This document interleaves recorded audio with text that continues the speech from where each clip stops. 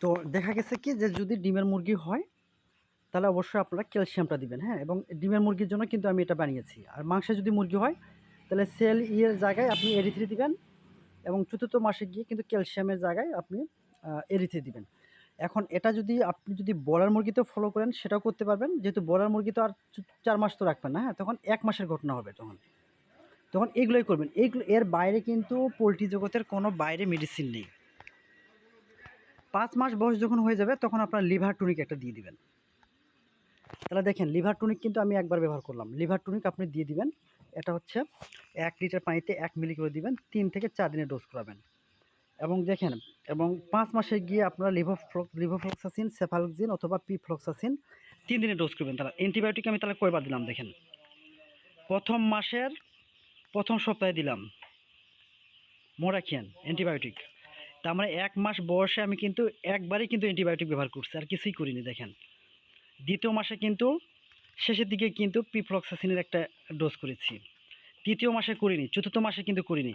৫ম মাসের শেষের দিকে গিয়ে আপনারা একটা ৩ দিনের একটা অ্যান্টিবায়োটিকের ডোজ করবেন। সেটা কীভাবে? ২ লিটার পানিতে ১ গ্রাম। একটা কথা মনে রাখেন, মুরগি যদি সুস্থ থাকে, ভালো থাকে, সবই ঠিক আছে, তারপরেও আপনারা প্রিভেন্টিভ ডোজ যাকে বলা হয়, হ্যাঁ? ডিজিজ বা রোগবালাই হলে একটা ডোজ হয়, সেটার ডোজটা আলাদা হয়। যদি মুরগি সুস্থ থাকে, সবল থাকে, আপনি প্রিভেন্টিভ ডোজ বলা হয়। আমরা কিন্তু যারা ভেটেরিনারি ডাক্তার আছি, আমরা কিন্তু প্রিভেন্টিভ ডোজটা কিন্তু করার নিয়ম নেই। তারপরেও আমরা ব্যাকটেরিয়াল লোড বা স্ট্রেস কন্ডিশনটাকে বিবেচনা করে কিন্তু আমরা অনেক সময় প্রিভেন্টিভ ডোজের কথা আমরা বলে থাকি। তো যখন প্রিভেন্টিভ ডোজ যখন আমি বলবো, যখন বলবো না সরি, যখন আমরা করব, তখন অবশ্যই কিন্তু কী করবেন জানেন? তখন কিন্তু পানির পরিমাণটা বেড়ে যাবে। আমরা কি জানি যে ১ লিটার পানিতে হয় ১ গ্রাম নাহলে ১ মিলি কিন্তু আমরা দিতে বলি। যখন প্রিভেন্টিভ ডোজ করবেন তখন ওষুধের পরিমাণটা কমে যাবে। তখন আপনি ১ লিটারে হাফ গ্রাম দিবেন বা হাফ মিলি।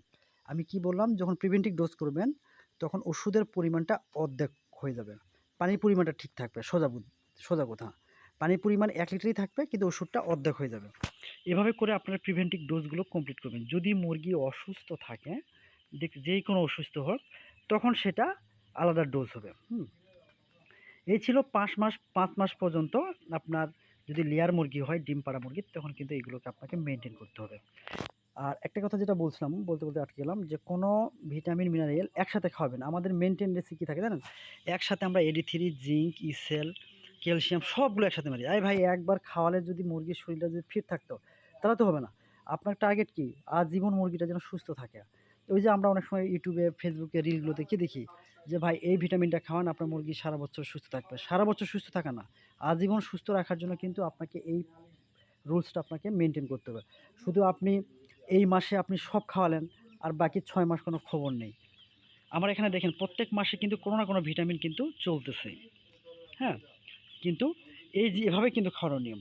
আপনি ১ম ৭ দিন খাওয়ালেন AD3, একটু এই মাসে খাওয়ালেন, পরের মাসে গিয়ে আপনি জিঙ্কের সিরাপের একটা ডোজ করলেন, তারপরের মাসে গিয়ে আপনি ইসেল খাওয়ালেন, তারপরের মাসে ক্যালসিয়াম খাওয়ালেন, এভাবে প্রত্যেক মাসে দিন। তাহলে বডিটা কিন্তু ফিট থাকবে।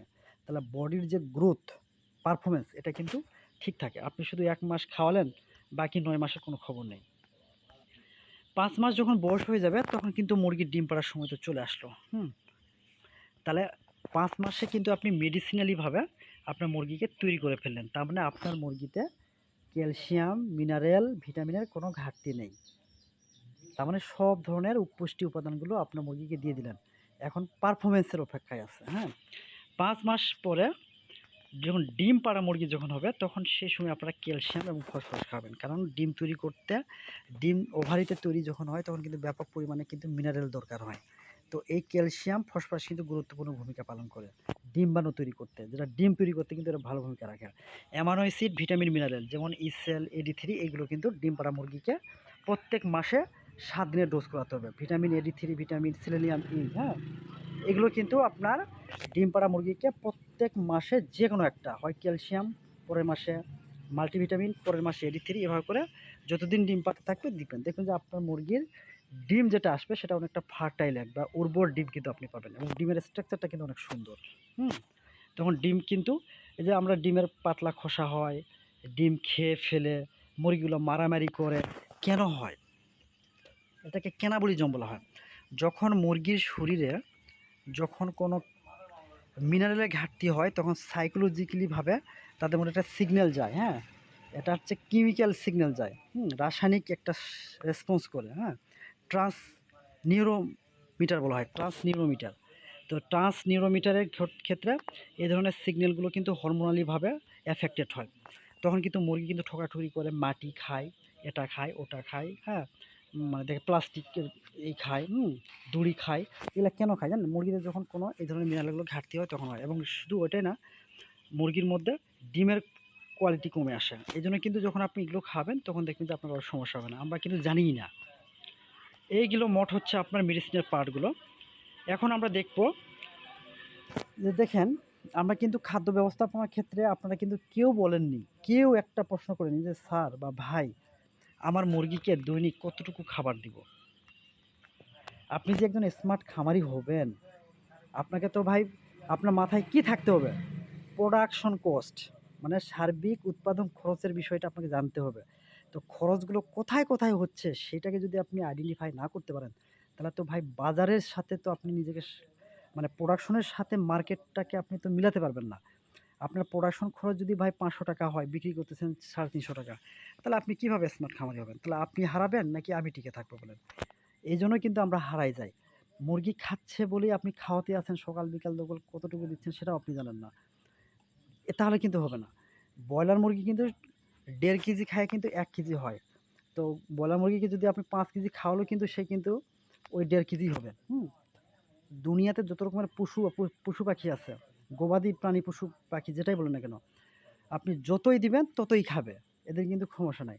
কিন্তু দিন শেষে কিন্তু কি আপনার কিন্তু খাবার খরচটা কিন্তু বেড়ে যাচ্ছে।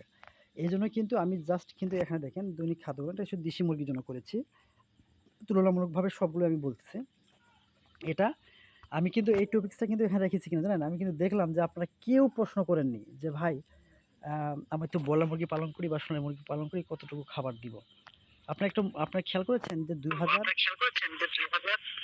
জি ভাইয়া, আমি ভাবছিলাম কি যে এই প্রশ্নগুলা মানে আপনার যে ক্লাসটা শেষ হওয়ার পরে আর কি বলবো। না, সেটা তো খাদ্য ব্যবস্থাপনা ক্লাসটা তো আমার তো গত পরশুই শেষ হয়ে গেছে, হ্যাঁ? আচ্ছা ঠিক, সমস্যা নাই। তো দেখা গেছে কি যে আপনার ২০০০ সোনালী মুরগি পালন করতে ৯০ থেকে ৯৫ বস্তা খাবার খায়। মানে একটা বস্তা ৫০ কেজি, তাহলে কতগুলো খাবার খাচ্ছে দেখছেন? তার মানে সোনালী মুরগি ২ মাসে প্রায় ২ থেকে ২.৫ কেজি খাবার খায়। ব্রয়লার মুরগি কিন্তু দেখা গেছে যে ব্রয়লার মুরগি কিন্তু প্রায় হচ্ছে ৩ কেজি খাবার খেয়ে ফেলে এই ১ মাসে। তাহলে দেখেন তাদের প্রত্যেকটা প্রজাতির, মানে প্রত্যেকটা জাতের মুরগি কিন্তু তাদের ফিড ইনটেক বলা হয়। খাবার গ্রহণের কম বেশি হয়। হ্যাঁ? ৪ মাসে কিন্তু একটা দেশি মুরগি খায় হচ্ছে ৪ কেজি। মানে ৩.৫ থেকে ৪ কেজি খায় সর্বোচ্চ। সোনালী মুরগি কিন্তু খায় ৬০ দিনে প্রায় ২ থেকে ২.৫ কেজি খাবার খায়। ২.৫ কেজি প্লাস, হ্যাঁ? ব্রয়লার মুরগি কিন্তু খায় প্রায় ২.৫ কেজির মতন। তাহলে দেখেন ১ মাসে এই খাচ্ছে